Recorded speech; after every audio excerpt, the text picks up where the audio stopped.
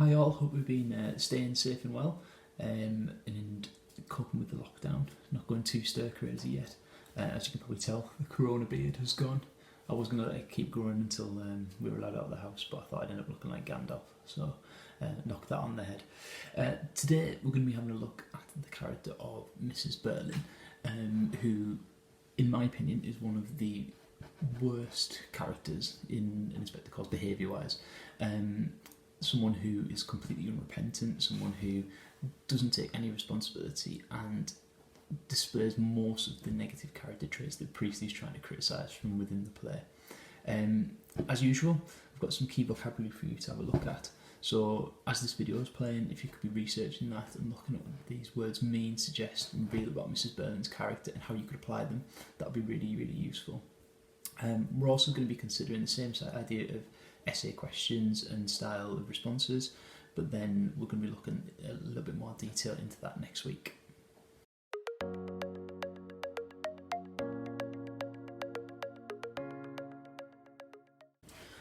So where can we begin with a character like Mrs. Berlin? Well, she represents a sort of stoic and immovable member of the upper classes, someone who's been born into wealth and is used to the sort of luxuries and privileges that social status affords her in her life.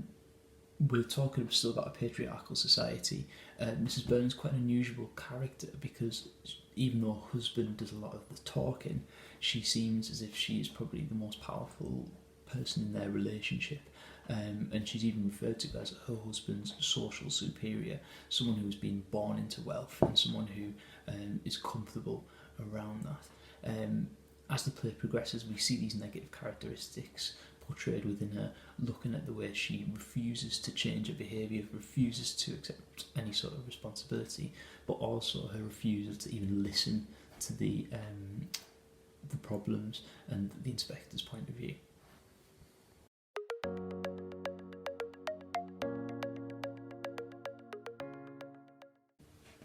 Priestley's big idea of Mrs. Berlin can cover several strands, all to do with the contextual information of the time of society in 1912, but also the time that Priestley was writing this play in the 1940s. The first of which will be the use of social class. Priestley's trying to present this idea of responsibility, the fact that with the privileges associated with being a member of the upper class, the way in which people utilise that in their day-to-day lives and how we can bring that together as members of one body. Likewise, he's making comments about gender structures.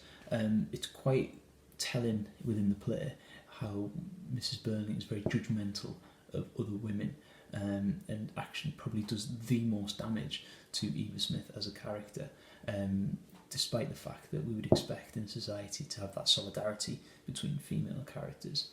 Priestley's also making a comment about the upper classes being unable to look introspectively at themselves and to see the rottenness within their own social circle.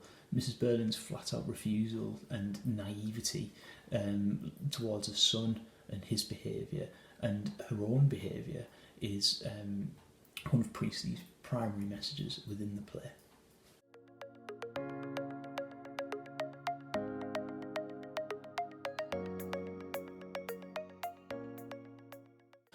Mrs. Berlin's a character who is used to being respected and actually demands that from other characters across the play, particularly the inspector. At the very opening of the play, Mr. Berlin asks Edna, the maid, to pass on his compliments to the cook for the meal they just had. His wife reminds him that you're not supposed to say such things, just making that distance between themselves and their servants, the people who work for them, so that they have this distance. Likewise, as the inspector starts to interrogate Mrs. Berlin, it's quite interesting to have a look at the way she responds to him, particularly phrases like, "I beg your pardon," which is when the inspector speaks to her in a manner that she feels isn't quite as respectful as she would like it to be. She also says, "Please don't contradict me like that." Not used to having her opinions challenged or her values challenged. When she describes her interaction with Eva Smith, she is focused on the rudeness, or how she describes it as impertinence, to use her name. She feels like she's being disrespected, and therefore that justifies the actions that she says. In fact, she used the phrase, "I was perfectly justified in what I did." What we're seeing with Mrs. Berlin here is a character with a very, very fragile ego, someone who is used to having the respect of everyone in the room, and when that is challenged, she ultimately changes, and the anger, these flashes of anger, occur throughout the play. She maintains her cool, or tries to maintain her cool, but we can see the anger at being challenged on her behaviour.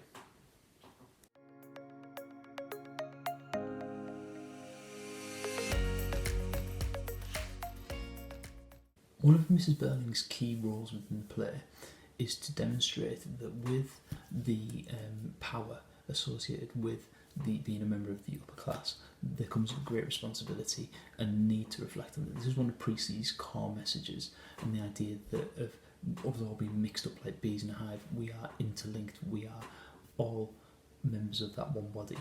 So the first thing we can consider is that Mrs. Birling is described as a prominent member of the Brumley Women's Charity Organisation. Now, if we're looking between the subtext of this, we have the use of her as a figurehead, the most important, the fact that she can make other people feel the way that she does. She can use her influence. The inspector actually challenges her on this and says, "You admit to using your influence to affect the committee's decision," and Mrs. Birling freely admits that she chose to do this. She talks about how, as a committee, they are devoted to helping deserving cases. Again, at her whim, these are deserving cases that she feels deserve the charity's the money, the charity's time.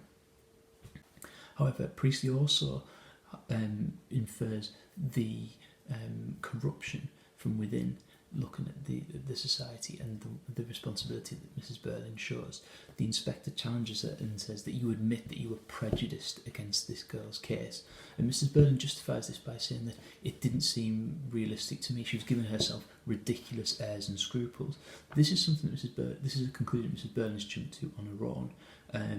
The fact that she feels that this is impertinence and rudeness on Eva Smith's part, rather than seeing the subtext or showing the empathetic side that you would expect to from a charity case. Mrs. Birling is unable to accept that responsibility and unable to utilise that. She says that she has done nothing that she is ashamed of, and she feels as if she was perfectly justified in every decision that she has made.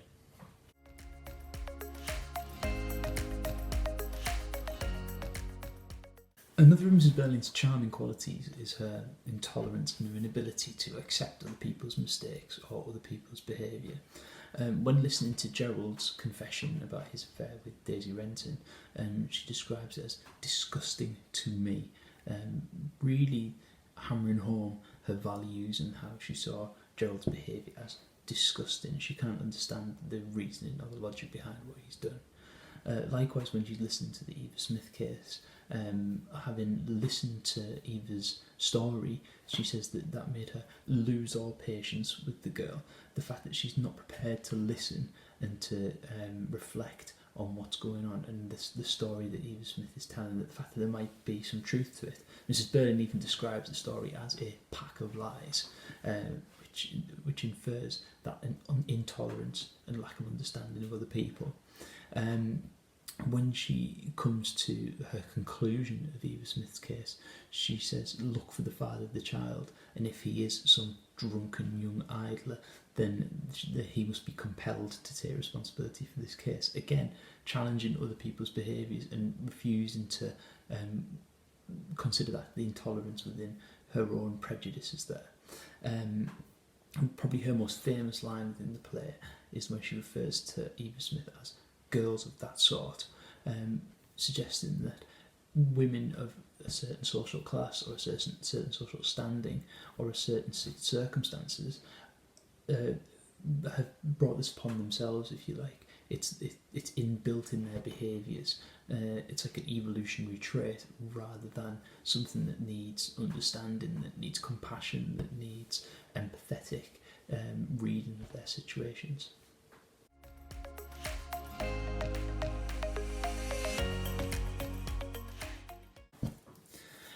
As the play comes to its conclusion and the inspector reaches his conclusion with Mrs. Berlin, we as an audience begin to piece together the narrative and the dramatic irony of understanding who the father of Eva Smith's child is before Mrs. Berlin does. In the previous section we talked about how she asks them to look for the father of the child, and if he is some drunken young idler then he must be compelled to take responsibility. She refuses to take blame and suggests that I blame the father of the child.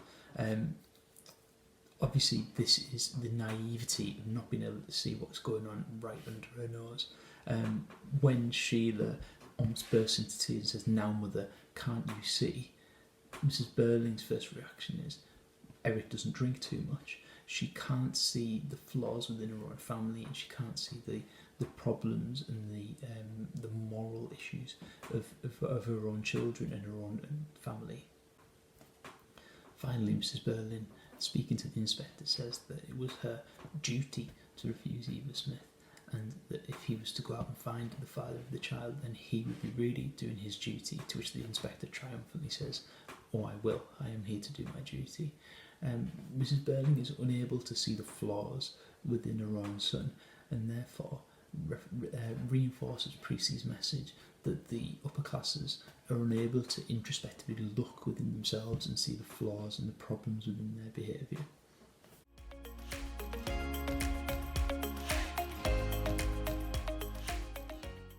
On stage, Mrs. Berlin is quite an interesting character, in the sense that a lot of the subtext about how she behaves is hidden away within stage directions. She behaves triumphantly, she reacts stoically, she reacts curtly to different responses from the inspector. The majority of stage productions have Mrs. Berlin sitting at the head of the table, which is quite an interesting choice, as we see her as possibly the most influential, possibly the most powerful character within the Berlin family. Likewise, a lot of the time she spends seated so that she is exuding the sense of authority and the sense of control over what is going on during the play. It's quite telling that when things start to get unpleasant, then Mrs. Berling leaves. She's taken by Sheila away from the unpleasantness. Quite a lot of stage productions have Mrs. Berling in a darker dress than Sheila, like we talked about with the Sheila video.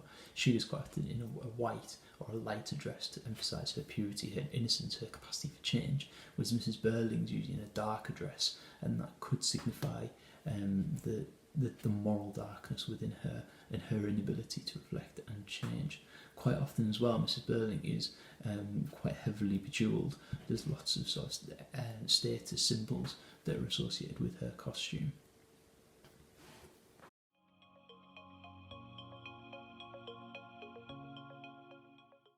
Okay, I hope that's been a really useful little run through for the character of Mrs. Berlin.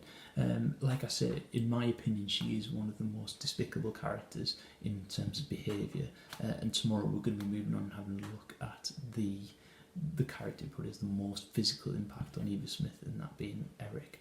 The next few minutes, just a couple of essay questions for you to have a consider. Like the previous few videos, the first two are more open questions considering her personality and looking at her characteristics. The second two are a bit more thinking, a little bit more understanding of a debate, a little bit more about looking at both sides of an argument are needed with it. And if you hang fire at the end, I've got today's film recommendation.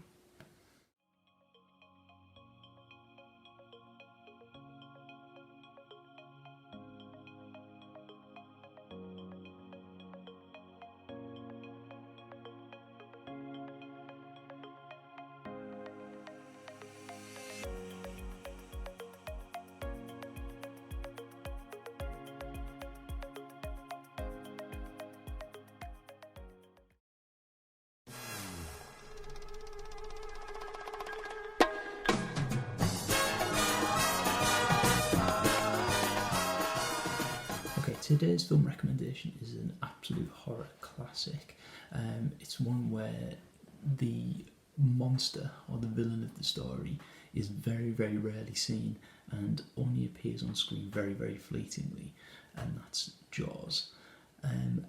Partially it only appears on screen a few times because the shark that they built, which they affectionately nicknamed Bruce, kept sinking and didn't really work very well in water. But actually, when we watch the film, it helps develop the narrative that you very, very rarely see the shark, and you only see the effects of it. The final scene with the orca, the boat that they used to hunt the shark, and the iconic line "Smile, you son of a," is fantastic. So I highly recommend Jaws.